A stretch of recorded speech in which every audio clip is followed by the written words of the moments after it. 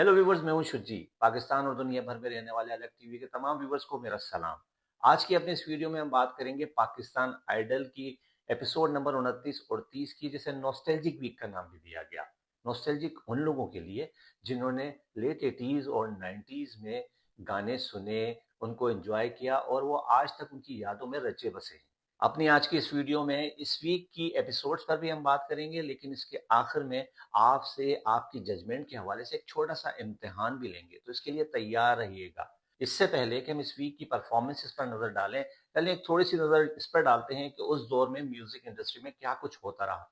उस दौर को पॉप सिंगिंग का गोल्डन एरा भी कहा जाता है। इस दौर में बड़े-बड़े पॉप सिंगर्स और ग्रुप सामने आए। अगर मैं गलती पर नहीं हूँ, तो नाज़िया हसन, ज़ोहेब हसन, मोहम्मद अली शेखी और आलमगीर वो सिंगर्स हैं जिन्होंने पाकिस्तान में पॉप सिंगिंग का आगाज़ किया। ये ग़ालिबन 80s की बात है और अगर हम 90s की बात करें तो Junoon group, vital sign, Sajjad, Ali Shahzad, Roy, Ali Haider, Fariha Pervez, Hadiya Kayani और दीगर नाम सामने आए जिन्होंने दुनिया भर में अपना नाम बनाया।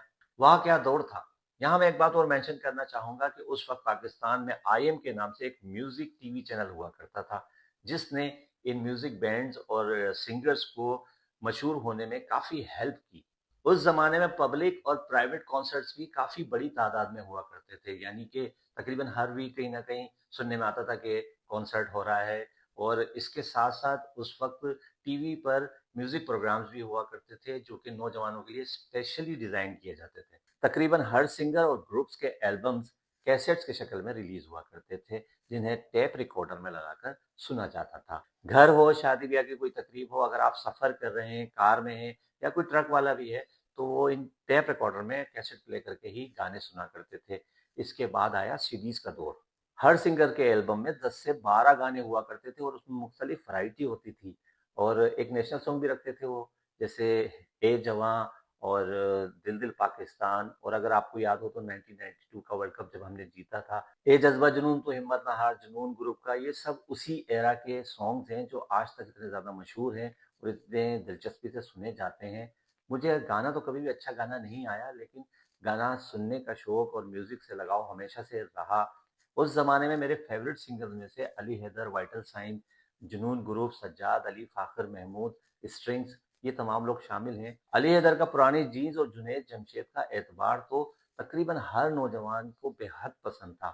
खैर, ये जवानी और स्टूडेंट लाइफ का दौर था। फ्यूजन बैंड में हर एक कमाल का म्यूजिशियन था। शालिम जो कि गिटार पे थे, इम्मू, इसके बाद मेन वोकलिस्ट शफकत अमानत अली। इनका पहला गाना आंखों के सागर जिस वक्त रिलीज हुआ तो उसने पूरे पाकिस्तान में धूम मचा दी थी। आंखों के सागर गाने की वीडियो को सोहेल जावेद ने डायरेक्ट किया, जो कि म्यूजिक वीडियो के डायरेक्शन के हवाले से एक बहुत बड़ा नाम है। इत्तेफाक की बात है कि मैं भी इस टीम का एक छोटा-सा कारकुन था, तो मेरे लिए भी एक बहुत ज़बरदस्त एक्सपीरियंस रहा और इससे मैंने बहुत कुछ सीखा। ये म्यूज़िक वीडियोज़ जो आप देखते हैं, इसका आगाज़ भी पाकिस्तान में इसी एरा में हुआ। हर सिंगर या बैंड जब अपना एल्बम रिलीज़ करता था, तो एक-एक गाने की वीडियो बना करती थी और इसे लोग बड़े शौक से देखा करते थे। उस वक़्त के बड़े-बड़े कमर्शियल डायरेक्टर भी म्यूज़िक वीडियो डायरेक्ट किया करते थे, जिनमें अगर आप बात की जाए तो साकिब मलिक, आसिम, जिन्हें आपने पाकिस्तान आइडल के शो में देखा भी, एहसन रहीम, जामी और सोहेल जावेद के नाम शामिल हैं। यहाँ मैं आपको एक और अहम बात बताऊँ कि पाकिस्तान आइडल शो के जो मेन डायरेक्टर हैं नदीम जे, ये भी उस वक़्त टीवी शोज़ और कॉन्सर्ट्स डायरेक्ट किया करते थे। इसी ज़माने में पाकिस्तान में एफएम रेडियो का आगाज़ भी हुआ, जिस पर फ़िल्मी और पॉप सॉन्ग और ग़ज़लें सुनने को मिला करती थीं। इससे पहले रेडियो पाकिस्तान था, जिस पर कुछ मख़सूस फ़िल्मी, पॉप सिंगिंग के लिए और ग़ज़लों के प्रोग्राम हुआ करते थे। ऐसा नहीं कि उस वक़्त सिर्फ़ पॉप सॉन्ग ही काफ़ी अरूज पर थे, बल्कि ओवरऑल फ़िल्मी सॉन्ग भी काफ़ी हिट हुए। अगर आपको वारिस बेग याद हैं, तो ये भी उसी एरा में पाकिस्तान फ़िल्म इंडस्ट्री का हिस्सा बने। सुरमई बादलों के पीछे, इसके अलावा अनवर रफ़ी के गाने, जानू सुन ज़रा, ये उस वक़्त के काफ़ी हिट सॉन्ग्स हैं। शाज़िया मंज़ूर भी उसी टाइम में मंज़र-ए-आम पर आईं, तो उस टाइम को पाकिस्तान में म्यूज़िक का बेहतरीन दौर कहा जा सकता है। खैर, मुझे तो ये एपिसोड्स देखकर बहुत मज़ा आया और ऐसा लगा कि मैं अपनी नौजवानी के दौर में वापस चला गया हूँ और तो इस पर बात करनी तो बनती है। इस वीक पाकिस्तान आइडल के जजेस के पैनल में फवाद खान शामिल नहीं थे। वो अपनी दीगर मसरूफियात की वजह से शो में नहीं शामिल हुए।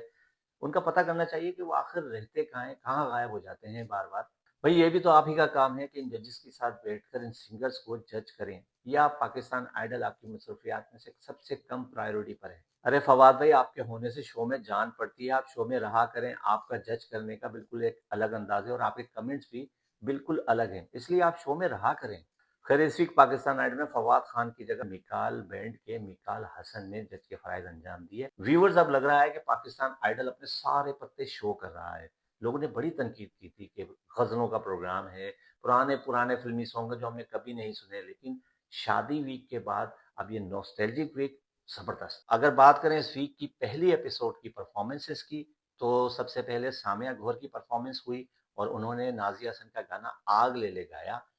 सामिया गौहर की एक बहुत ज़बरदस्त बात है कि वो जो भी परफ़ॉर्मेंस देती हैं, जो भी गाना गाती हैं, तो वो बहुत मज़े से गाती हैं। इनका अटायर भी काफ़ी अच्छा था, नाज़िया हसन जैसा तो नहीं, लेकिन उससे काफ़ी करीब था। इस एपिसोड में ओवरऑल थीम के हिसाब से सेट और बैकग्राउंड पर भी काफ़ी काम किया गया था। ऐसा लग रहा था कि हम लेट 80s और 90s के दौर में मौजूद हैं। एक मुकम्मल माहौल बना हुआ था। सामिया गौहर की परफ़ॉर्मेंस पर मिकाल हसन और ज़ैब ने उनकी बहुत तारीफ़ की, लेकिन बिलाल मकसूद ने एक बहुत अच्छी बात की कि जिस तरह मैडम नूरजहां का गाना गाना मुश्किल है, इसी तरह नाज़िया हसन का गाना भी बहुत मुश्किल है। बिल्कुल सही बात कही बिलाल ने, इसी वजह से तो बिलाल मेरे फेवरेट हैं। वो कितनी अच्छी-अच्छी और समझदार बातें करते हैं ना। उसके बाद आए silent killer singer Mohammad Nabeel, जिन्होंने जवाद अहमद का गाना ऊँचियाँ मजाजा गाया। ये गाना अपने दौर में काफ़ी हिट हुआ। एहसन रहीम, जो कि इस वक़्त एक बहुत बड़े कमर्शियल और फ़िल्म डायरेक्टर हैं, उस वक़्त उन्होंने इसका म्यूज़िक वीडियो डायरेक्ट किया था। इस गाने का म्यूजिक वीडियो भी चैनल चार्ट में काफी अरसे टॉप पर रहा। मोहम्मद नबील के इस गाने की सभी ने बहुत तारीफ की। मोहम्मद नबील भी कोई अलग ही मखलूक है, इसीलिए मैंने उसे साइलेंट किलर सिंगर का नाम दिया है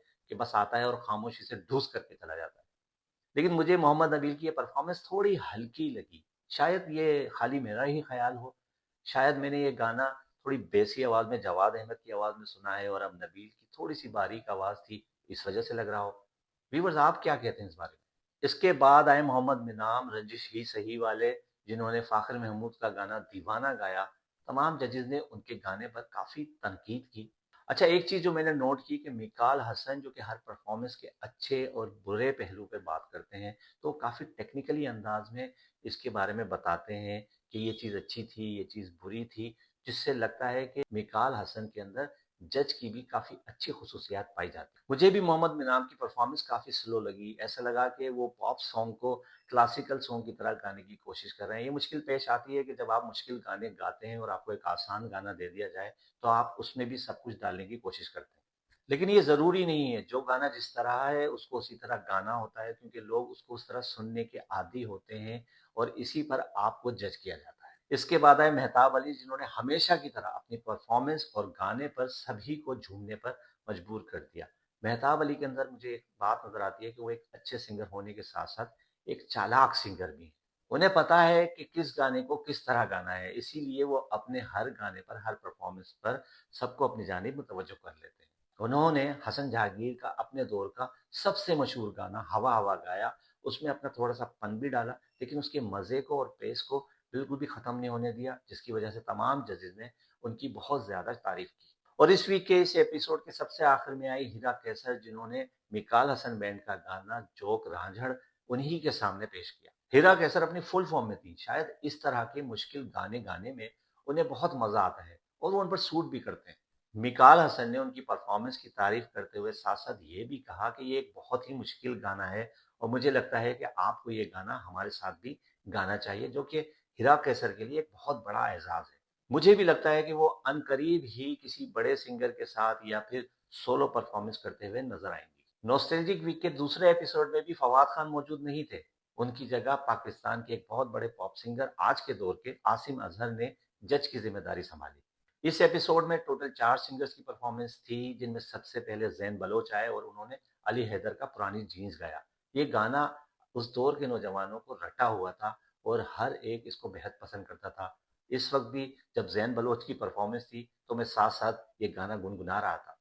ज़ैन बलोच ने इस गाने के साथ पूरा इंसाफ किया। वो ऑलरेडी रॉक स्टार के नाम से मशहूर हो रहे हैं और उनकी फैन फॉलोइंग भी बढ़ती जा रही है।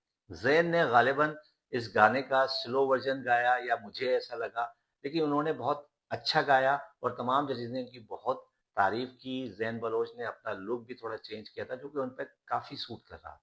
इसके बाद आई फ़रियाल अंबर, उन्होंने हदीका कयानी का एक बहुत ही मशहूर गाना बूए बारियाँ गाया। तमाम जजेज़ ने उनकी बहुत तारीफ की और आसिम अज़हर ने तो उन्हें पावर हाउस का खिताब दिया। मेरे ख़्याल में भी फ़रियाल अंबर ने बहुत अच्छा गाया। यहाँ मैं आपको एक बात बताऊँ कि एक बात बहुत मशहूर हो रही है कि जो भी हदीका कयानी का गाना गाता है, वो एलिमिनेट हो जाता है। रुमैसा तारिक और रवीश रुबाब ने भी अपनी लास्ट परफ़ॉर्मेंस हदीका कयानी के गाने पर दी थी और वो एलिमिनेट हो गए थे। लेकिन मुझे ऐसा नहीं लगता। क्या व्यूअर्स, आपको लगता है कि फरियाल अंबर इतना अच्छा गाने के बाद, इतनी अच्छी परफॉर्मेंस देने के बाद भी एलिमिनेट हो सकती हैं? फरियाल अंबर के बाद मीरब की परफॉर्मेंस। मीरब अपनी परफॉर्मेंस में इस मर्तबा बिल्कुल एक नए लुक के साथ दिखाई दी और उन्होंने नाज़िया हसन का गाया हुआ बहुत ही अपबीट गाना बूम बूम गाया। 3 जजेस ने स्टैंडिंग ओवेशन दिया और सबने बहुत तारीफ की। मीरब पाकिस्तान आइडल में अब तक बहुत अच्छी जा रही हैं। मीरब के बाद आए नौजवानों के फेवरेट आर्यन नवीद। उन्होंने फ़ाखिर महमूद का गाया हुआ गाना माही वे गाया। आर्यन को अक्सर तनकीद का सामना करना पड़ता है उनके वज़न और साँस फूलने की वजह से, लेकिन इस मर्तबा तमाम जजेज़ ने उनकी परफ़ॉर्मेंस की बहुत तारीफ़ की। मुझे तो आर्यन हमेशा से बहुत अच्छे लगते हैं, इसलिए मैं हमेशा कहता हूँ कि वो नौजवानों के फेवरेट हैं। वो अपनी परफ़ॉर्मेंस के दौरान बहुत मज़े से और सुकून से सेट को यूटिलाइज़ करते हुए अपनी परफ़ॉर्मेंस देते हैं। उनमें भी एक बहुत बड़ा सुपरस्टार छुपा हुआ है। उनका स्टाइल थोड़ा फ़िल्मी है, जिस तरह हेड और ड्रेस को उन्होंने पहना और कैरी किया, ये भी बहुत ज़बरदस्त था। इस वीक की इस एपिसोड का इख्तिताम गेस्ट जज आसिम अजहर की परफॉर्मेंस के साथ हुआ। नेक्स्ट वीक भी शायद नॉस्टैल्जिक स्पेशल को जारी रखा जाए, क्योंकि अभी बहुत सी परफॉर्मेंस होना बाकी है, जिनमें वक़ार हुसैन, रोहान अब्बास, माहाम ताहिर और तरब नफीस की परफॉर्मेंसेस होना अभी बाकी है। मतलब बड़े-बड़े खिलाड़ी अभी अपनी परफॉर्मेंसेस के इंतज़ार में हैं। पाकिस्तान आइडल की इस वीक की इन 2 एपिसोड में टोटल 9 परफॉर्मेंसेस हुई और हर एक ने अपना 100% दिया। लगता है कि हर एक ही सुपरस्टार बन चुका है। अब जजेस के लिए भी ये फैसला करना काफ़ी टफ होता जा रहा है कि कौन एलिमिनेट होगा और कौन नहीं। अब इनके साथ एक इमोशनल कनेक्शन भी बन चुका है, तो ये और भी मुश्किल हो गया है। खैर व्यूअर्स, अब हम आपको देते हैं एक चैलेंज कि अगर आपसे ये कहा जाए कि इस वीक की टोटल 9 परफॉर्मेंसेस में से अगर आपसे कहा जाए कि आप टोटल 5 को सिलेक्ट करें जो कि टॉप 5 हों, तो वो कौन होंगे? और आपके हिसाब से इन टॉप 5 में कौन 1, 2, 3, 4, 5 नंबर पर रहा? एक मुश्किल काम है ना? लेकिन आपकी भी तो पसंद और नापसंद है। आप भी तो ये प्रोग्राम देख रहे हैं और आपको म्यूज़िक पसंद भी है और उसकी समझ भी है। आपकी भी इस हवाले से कोई ना कोई राय तो ज़रूर होगी। तो आप अपनी राय हमारे इस वीडियो के कमेंट सेक्शन में ज़रूर लिखें। और पाकिस्तान आइडल के हवाले से हमारी ये वीडियोज़, हमारी ये कोशिशें आपको कैसी लग रही हैं? इस वीडियो के कमेंट सेक्शन में ज़रूर लिखें। अलग टीवी को लाइक करें, सब्सक्राइब करें, दोस्तों और जानने वालों से ज़्यादा शेयर करें। अपना बहुत सारा ख़्याल रखें। अल्लाह हाफ़िज़।